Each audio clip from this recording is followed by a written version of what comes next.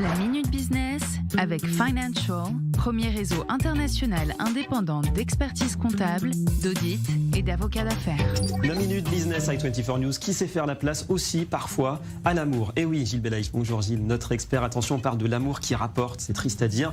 Mais en tout cas, faute de rendez-vous, crise sanitaire oblige, eh bien on date de plus en plus en ligne.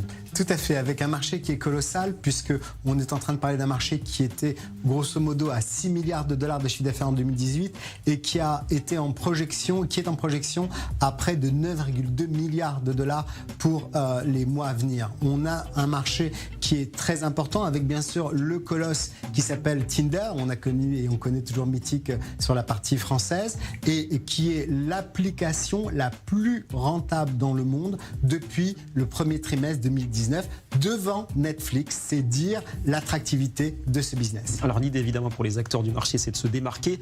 Mais comment font-ils ?